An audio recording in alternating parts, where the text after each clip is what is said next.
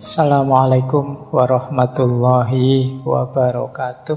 Bismillahirrahmanirrahim. Kita lanjutkan lagi ngaji filsafat kita, mencari-cari hikmah dari mana saja. Sebagaimana salah satu sabdanya Nabi, al-hikmatu dholatul mu'min. Hikmah itu barang hilangnya seorang mukmin. Jadi sebenarnya dimanapun adanya hikmah, itu hakikatnya milik kita, milik semua orang, milik umat Islam. Silahkan diambil dimanapun kita temukan. Termasuk ketika malam hari ini kita akan mencari, melacak hikmah-hikmah yang dulu pernah ditemukan, pernah dibahas oleh para tokoh Yunani Romawi lama, sebagaimana tema kita bulan ini. Meskipun ya malam hari ini sebenarnya masih saja kita berhadapan dengan berbagai problem peradaban yang paling memprihatinkan, sebagaimana janjinya Allah sendiri, la yukallifullahu nafsan illa wus'aha. Allah tidak pernah menguji hamba-hambanya itu di luar kemampuannya.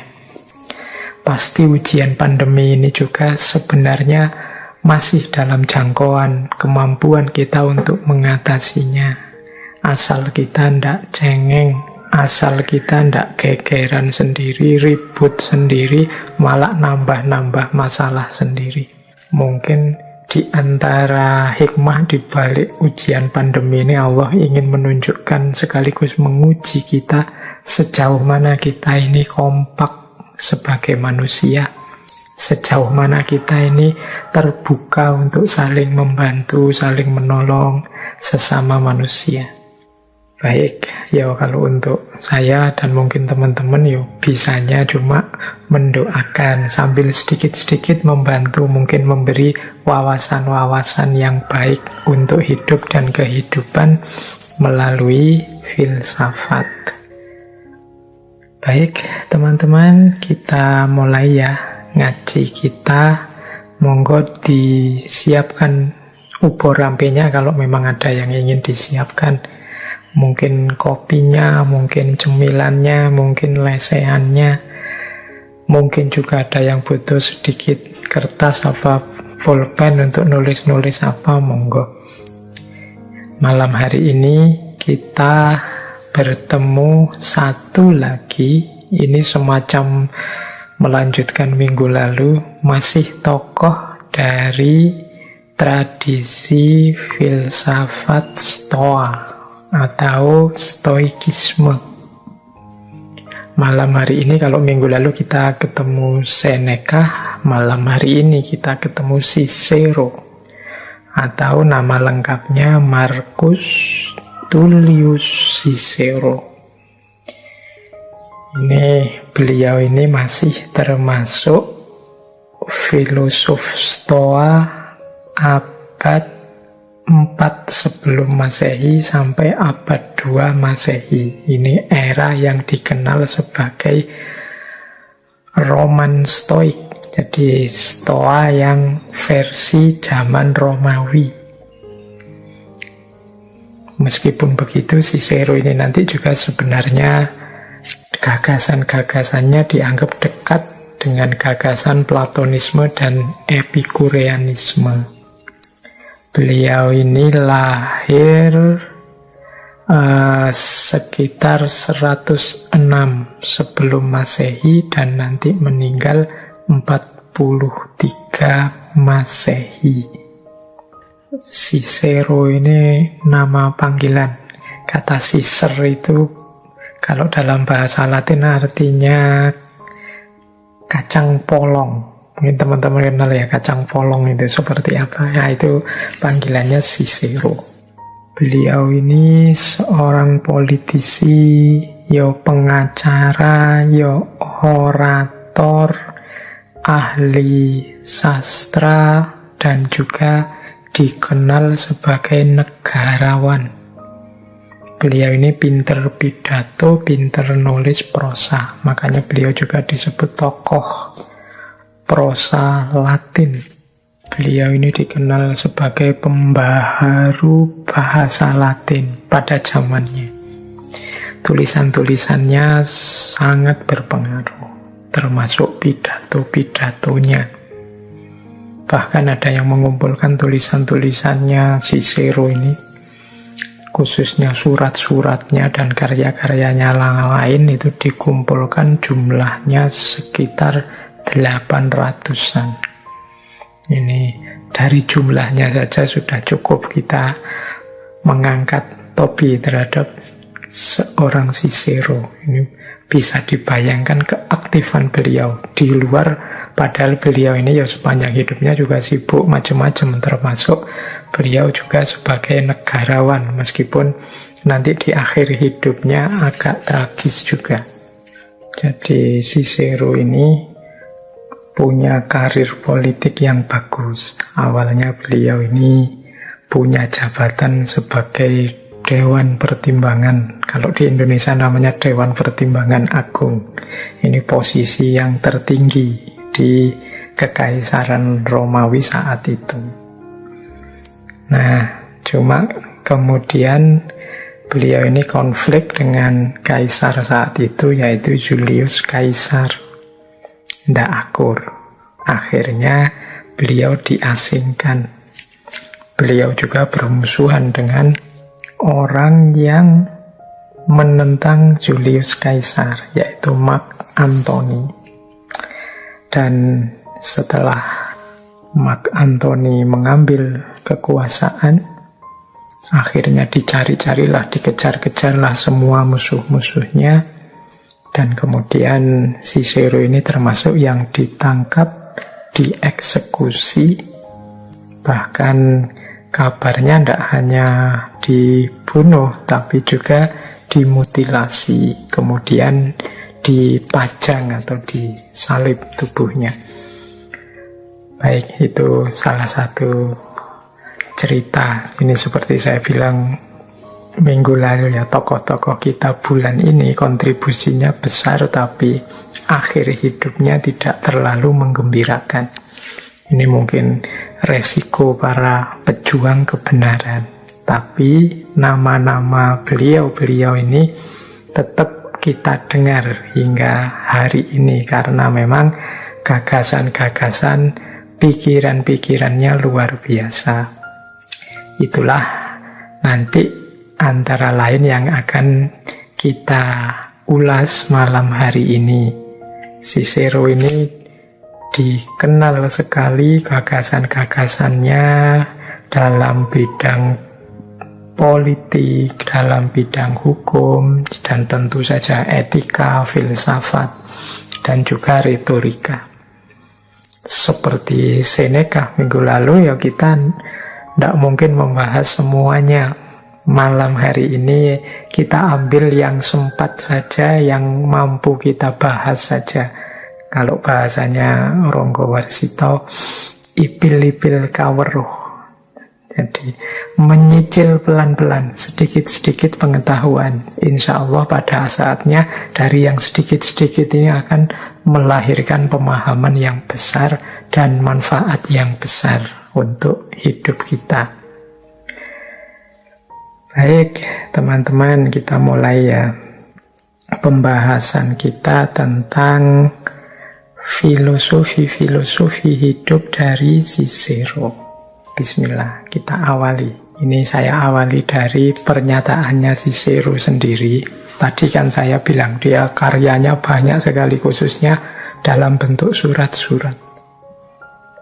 Beliau menyatakan begini: jika ada yang terheran-heran mengapa aku mempercayakan setiap refleksi menjadi tulisan dalam hidupku ini, aku dapat menjawabnya secara sederhana.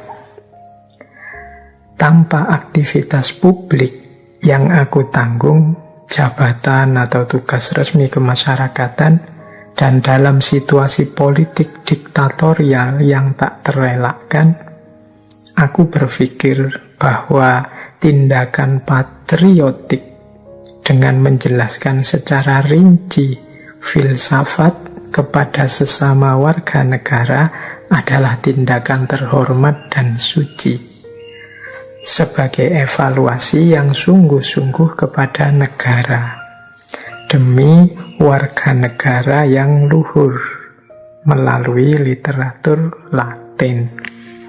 Jadi ini pernyataannya Cicero ini menjawab kalau ada orang bertanya begini, sampean nulis banyak-banyak ngapain sih? Mengeluarkan kebijaksanaan sebanyak itu untuk apa? Kata Cicero, ketika aku ndak punya tanggungan, jabatan, posisi resmi kemasyarakatan, dia ndak jabat apa-apa, juga ndak punya tanggungan apa-apa terhadap masyarakat, sementara situasi politik penuh kediktatoran, kata Cicero, saat itu kan dia berhadapan dengan penguasa. Maka kata Cicero, penjelasan filsafat atau mudahnya mendidik warga negara, mendidik masyarakat dengan filsafat itu terhormat dan suci. Jadi dalam situasi kacau, penuh kediktatoran, kemudian aku sendiri tidak punya amanah atau jabatan atau tanggung jawab kemasyarakatan, menurutku yang terhormat dan mulia adalah mengajar, apalagi ngajar filsafat, menjelaskan filsafat, berarti melatih berpikir yang jernih, melatih berpikir yang tajam kepada masyarakat, melatih kritis, melatih argumentatif, melatih berpikir abstrak konseptual. Itu kan tugas-tugasnya filsafat kan itu. Itu bagi Cicero itu tindakan yang terhormat dan suci. Demi apa? Semoga dari situ lahir warga negara yang luhur. Luhur berarti dia tidak hanya memikirkan dirinya sendiri, tapi ikut bertanggung jawab terhadap nasibnya negara.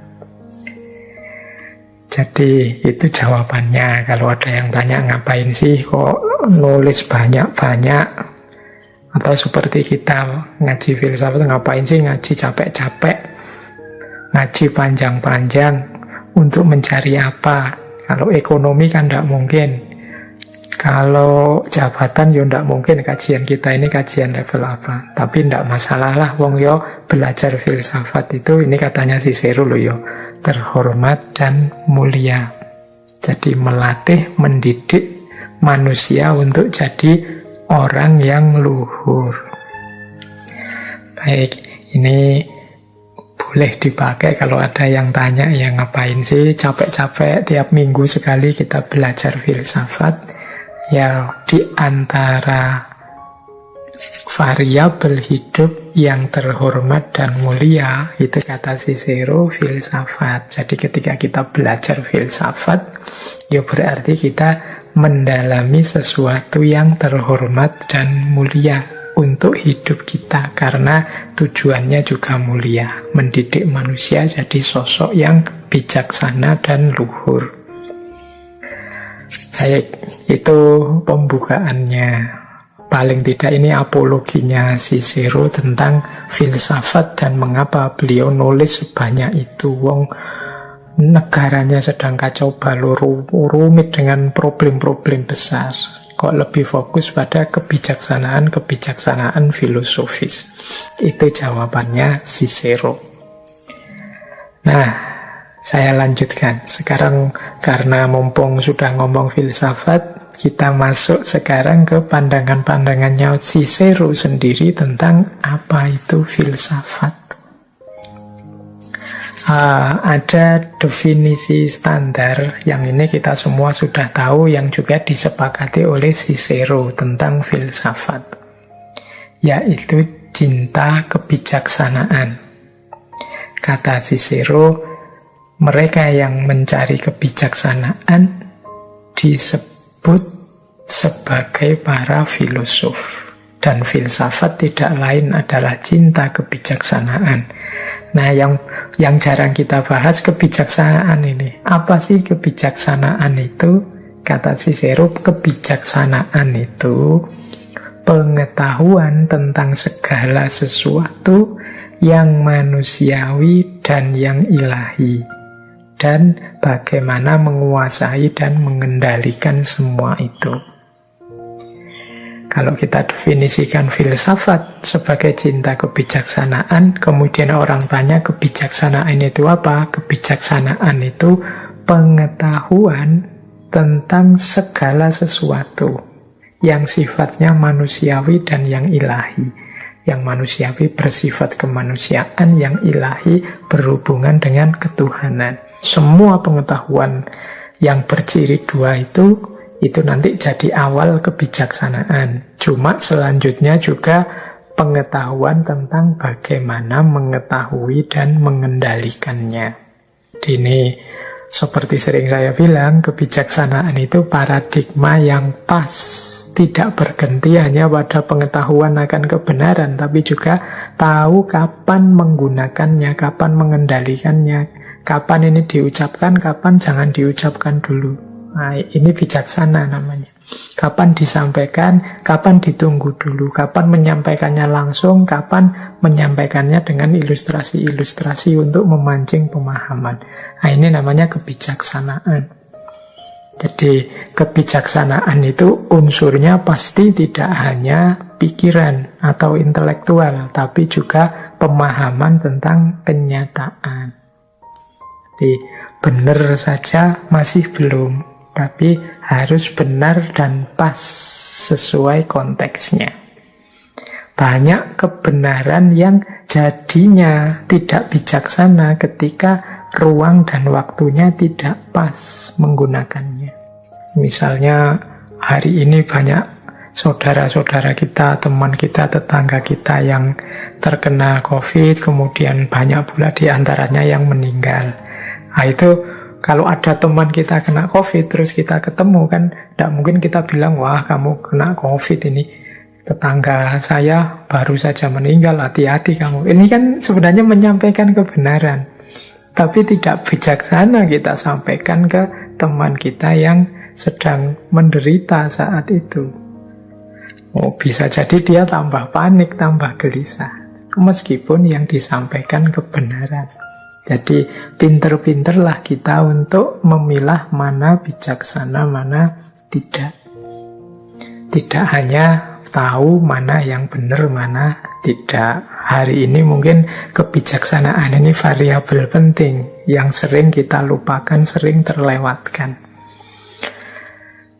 Baik, yang kedua, ini dari Cicero lagi, kata dia begini tentang filsafat. Kupastikan kepadamu satu seni penyembuhan jiwa, tidak sebagaimana penyakit tubuh lainnya yang obatnya harus dicari di luar diri. Seni itu adalah filsafat. Kita harus mengerahkan segala daya dan kekuatan untuk mampu mengendalikan diri kita sendiri. Jadi ini lanjutannya tadi. Bagi Cicero, filsafat itu seperti obat bagi jiwa, sebagaimana makanan obat bagi fisik. Jadi sebagaimana obat fisik, kita punya obat rohani atau obatnya jiwa, kata Cicero, yaitu filsafat. Mengapa kok filsafat itu obatnya jiwa? Karena filsafat membantu kita, memberi kita kekuatan dan kemampuan untuk mengendalikan diri. Jadi kemampuan pengendalian diri ini diajarkan dalam filsafat. Nah, ini mungkin agak berbeda dengan pemahaman kita selama ini ya. Banyak orang nuduh filsafat itu bebas, filsafat itu liberal, filsafat itu mikir sak karepe dhewe. Ndak begitu. Justru filsafat itu, kata Cicero, melatih kita untuk mengendalikan diri. Mengendalikan diri maksudnya apa? Berpikir secara tertib, tertata, justru tidak sakarepe dhewe.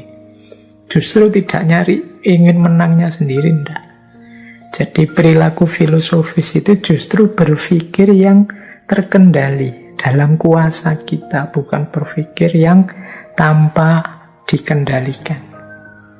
Jadi kalau kita mampu melakukan itu, di situ nanti filsafat akan berperan menjadi obat bagi jiwa kita.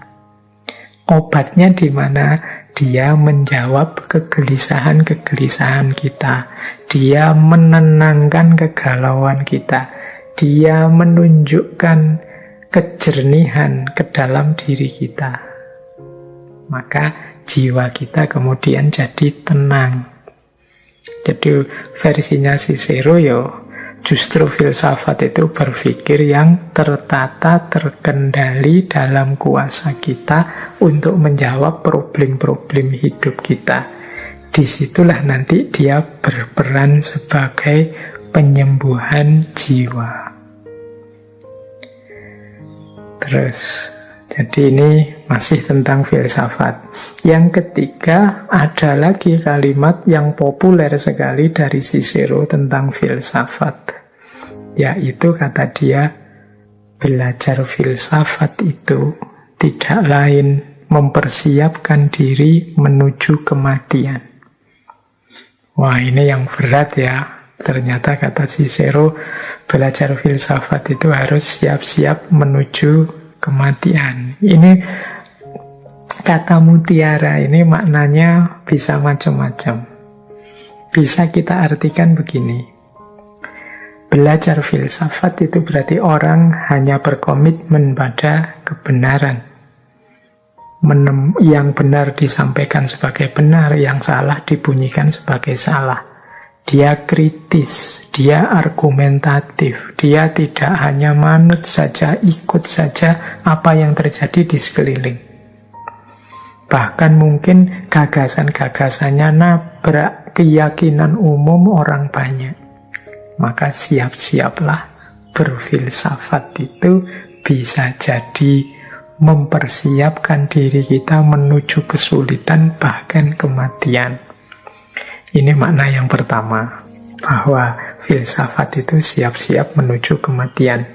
Ini kan bisa terbukti dari tokoh-tokoh kita bulan ini, Cicero, Seneca, Protagoras, Hippocrates, itu semuanya akhir hidupnya mengenaskan filsafat membawanya kepada kematian. Nah, ini yang tadi semangat belajar jadi menggeret lagi, Tidak begitu. Justru kematian yang dibawa oleh filsafat sebagaimana tokoh-tokoh tadi kan itu kematian yang membanggakan. Kematian demi kebenaran. Kematian demi perjuangan yang mulia. Buktinya nama-nama mereka masih kita kenang sampai saat ini. Tapi itu makna yang pertama. Bisa juga kata-kata quotes dari Cicero ini kita maknai begini. Berfilsafat itu pada dasarnya adalah perjuangan menaklukkan diri kita sendiri. Hasrat kita, ego kita, ambisi kita, hawa nafsu kita, keinginan-keinginan egois kita. Berat dan sangat pahit.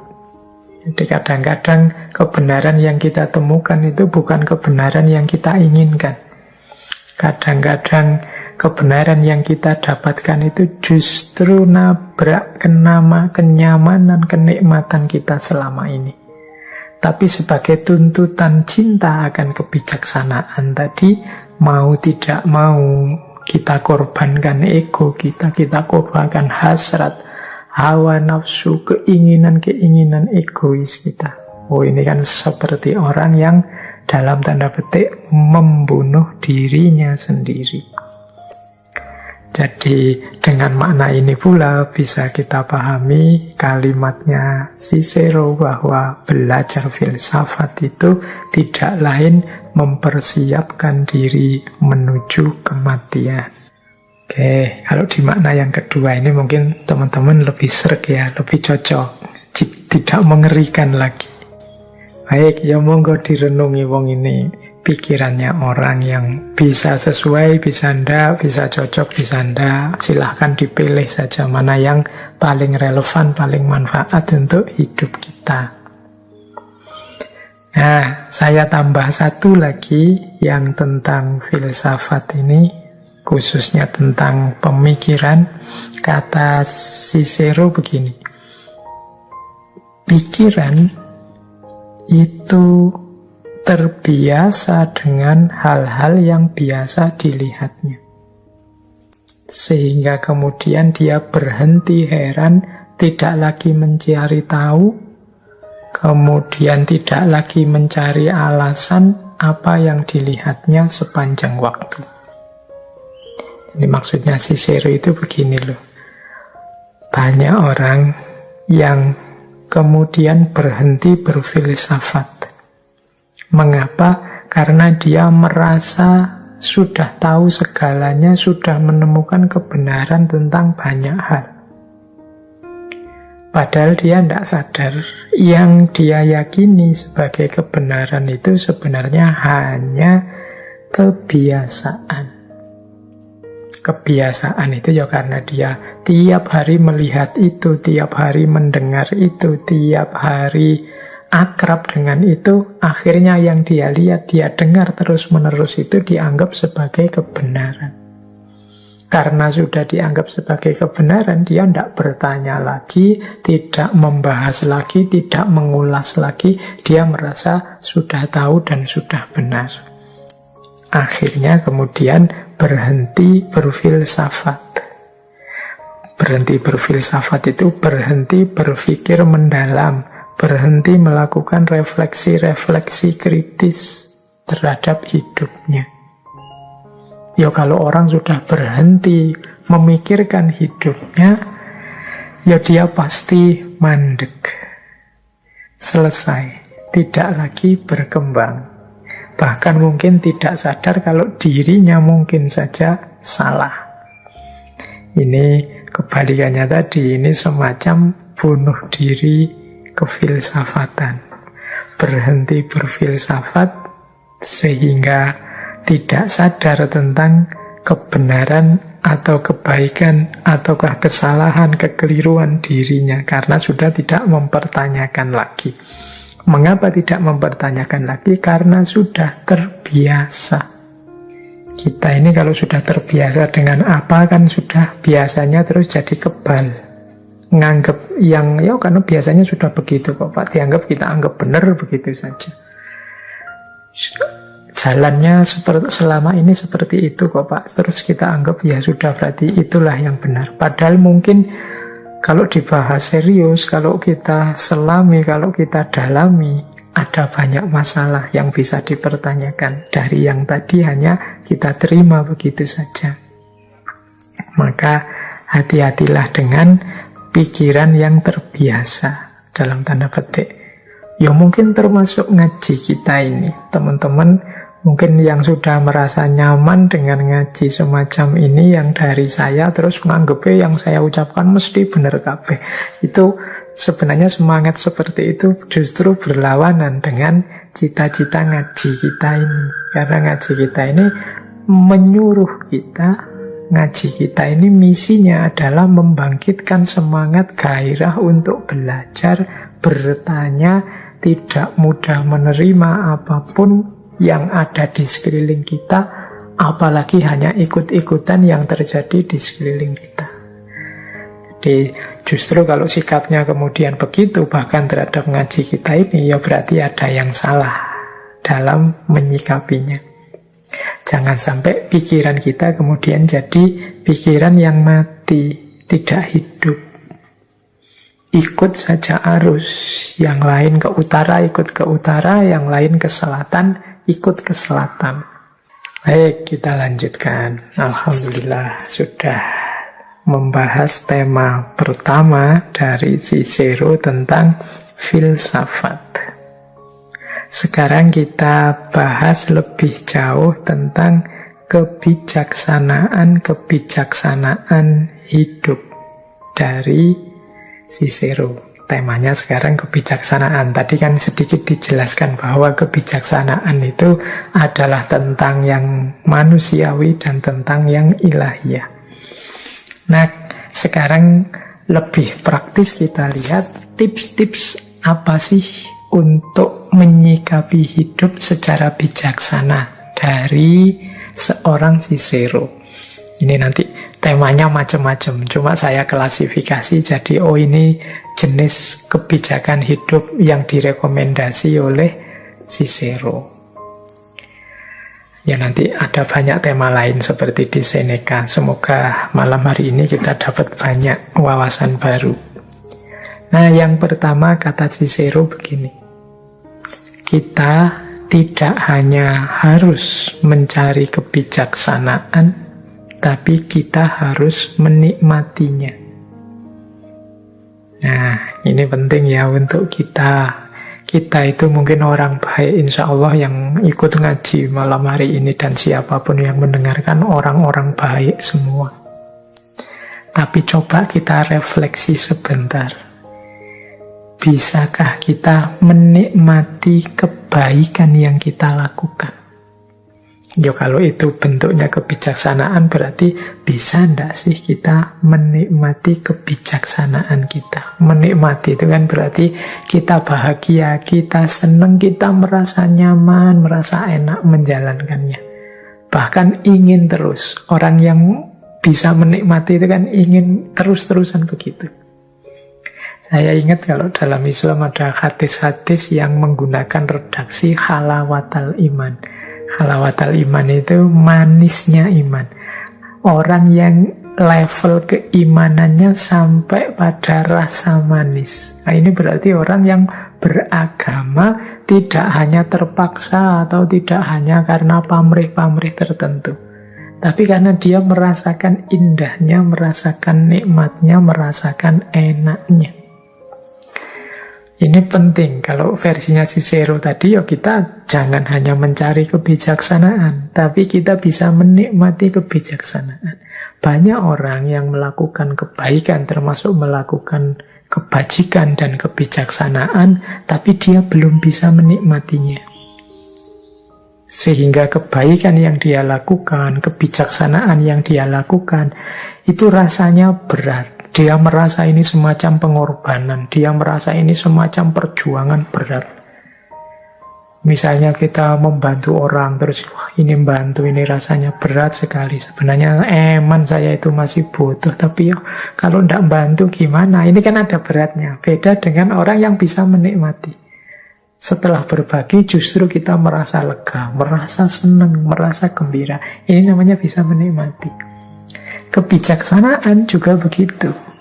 Kalau kita tidak sampai pada level menikmati kebijaksanaan, ya kita akan sangat berat mencari dan menghidupkan kebijaksanaan itu. Mungkin kita merasa bahwa hidup kita ini rasanya kok ndak ada santainya, disuruh ini, disuruh itu, melakukan kebaikan ini, kebaikan itu. Kapan waktu saya menikmati diri saya sendiri? Kapan aku senang-senang sendiri? Padahal kalau dia kebaikan-kebaikan yang dia lakukan tadi nyampe ke level kenikmatan, ya kenikmatannya, santainya, istirahatnya, gembiranya justru pada saat melakukan kebaikan itu. Jadi bukan, wah saya sudah melakukan kebaikan, sekarang saatnya istirahat, seneng-seneng. Loh, kalau orang nyampe kebaikannya di level menikmati, seneng-senengnya tadi pada waktu menjalankan kebaikan itu. Jadi dia tidak butuh lagi nambah-nambah waktu untuk seneng-seneng. Kalau masih butuh banyak waktu untuk seneng-seneng, jangan-jangan, ya ini tidak nuduh Jangan-jangan itu kan bisa ya, bisa enggak. Jangan-jangan kebaikan yang kita lakukan levelnya masih level terpaksa atau tuntutan kewajiban atau kebutuhan. Nah, ini penting kita refleksi, introspeksi. Aku sudah bisa apa belum menikmati kebijaksanaan, menikmati kebaikan. Biar tidak berat rasanya. Nah, itu pelajaran pertama tentang kebijaksanaan. Pelajaran kedua, ini ada satu kalimat pendek yang terkenal sekali dari Cicero, yaitu Dum spiro spero. Artinya, saat aku bernafas, aku berharap. Kata-kata saat aku bernafas, aku berharap ini menyemangati kita. Sebenarnya selama kita masih bernafas, masih hidup, kesempatan kita, harapan kita tetap masih ada. Jangan putus asa. Seburuk apapun situasinya, sepahit apapun situasinya, dum spiro spero. Selama aku masih bernafas, aku masih berharap. Masih ada harapan, tidak usah khawatir. Ya sudah, kalau sudah mati Pak, ya sudah mati ya, innalillahi. Kembali ke Allah, ke ranah yang lebih tinggi yang hanya Allah yang tahu. Jadi, mari kita tidak kehilangan harapan, tidak putus asa. Saya membaca hari-hari ini banyak sekali kalimat-kalimat keputusasaan. Kalimat-kalimat merasa bahwa kebahagiaan itu sudah selesai, tidak mungkin hadir lagi. Dum spiro spero. Selama nafas kita masih ada, harapan semoga tetap hidup. Itu rumus yang terkenal sekali dari Cicero. Ada lagi kalimat yang terkenal sekali, kebijaksanaannya Cicero, non nobis solum nati sumus. Artinya, kita dilahirkan tidak hanya untuk diri kita sendiri. Nah, quotes ini artinya ya kebijaksanaan hidup kita harusnya sadar bahwa kita ini hidup tidak untuk diri kita sendiri. Ada banyak amanah, ada banyak tugas yang harus kita lakukan. Yang itu tidak hanya untuk kepentingan kita, tapi juga di situ masuk kepentingan sesama, bahkan juga kepentingan semesta.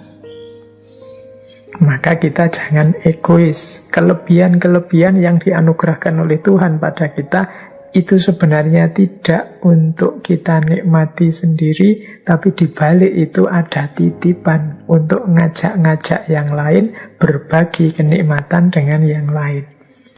Non nobis solum nati sumus. Kita dilahirkan tidak hanya untuk diri kita sendiri. Ini teman-teman menangkapnya mesti mudah ya, karena kita ini makhluk sosial yang hakikatnya tidak bisa hidup sendirian, selalu membutuhkan orang lain, dan orang lain juga membutuhkan kita. Maka jangan egois, mikir diri sendiri, dan juga jangan terlalu altruistik, mikir orang lain saja, dirinya dilupakan. Ya dua-duanya dipikir, diri kita ya orang lain. Karena kita dilahirkan tidak hanya untuk diri kita sendiri. Kemudian ada lagi esse quam videri. Nah, ini juga dari bahasa Latin. Artinya menjadi tidak terlihat atau tidak hanya terlihat. Ini maksudnya menjadi tidak hanya terlihat itu, yuk dalam hidup ini mari melakukan kebaikan, mari memperbaiki diri, mari meningkatkan kualitas diri kita, hidup kita. Tidak harus peduli apakah orang lain tahu atau tidak, apakah orang lain mengakui atau tidak. Jangan sebaliknya, terlihat saja tapi tidak ada perubahan apa-apa. Hari ini kita menyebutnya pencitraan. Ini kebalikannya. Kalau tadi menjadi tetapi tidak terlihat, ada yang terlihat tapi tidak menjadi. Kelihatannya kok bagus, kelihatannya kok indah, kelihatannya kok mengesankan, tapi ternyata sama saja dengan dulu. Nah, itu berarti terlihat tapi tidak menjadi. Hidup kita rumusnya harus dibalik. Mari kita jadi lebih baik, lebih baik, lebih baik terus-menerus, meskipun orang tidak tahu, meskipun orang tidak melihat, meskipun orang tidak mengakui, meskipun orang tidak peduli dengan situasi kita. Nah, jadi ini beberapa kalimat-kalimat pendek kebijaksanaan yang populer sekali dari Cicero, yaitu saat aku bernafas, aku berharap. Kita dilahirkan tidak hanya untuk menjadi diri sendiri, dan mari kita menjadi, tidak hanya terlihat. Baik, kita lanjutkan ya pelajaran kebijaksanaan yang lain.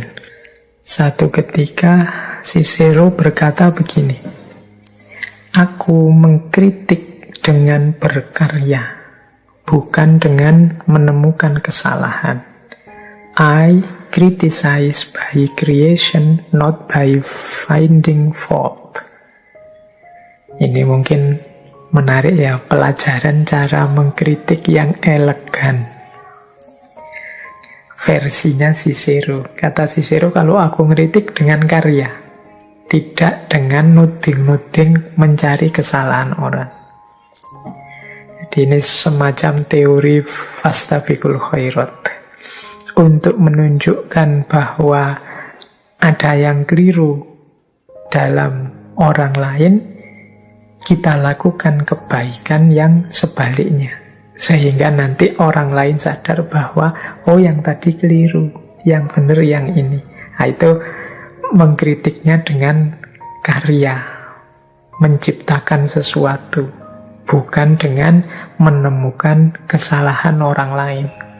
Biarlah bahkan nanti yang salah itu juga belajar dari kebenaran, kebaikan yang kita lakukan. Jadi orang terus sadar sendiri, oh ternyata aku salah, lebih bagus yang itu loh, lebih baik yang itu loh. Nah, meskipun yang itu tidak nuding-nuding kesalahan kita, tidak nunjuk-nunjuk kesalahan kita, tapi kita yang salah sadar sendiri begitu mendengarkan dia atau melihat dia.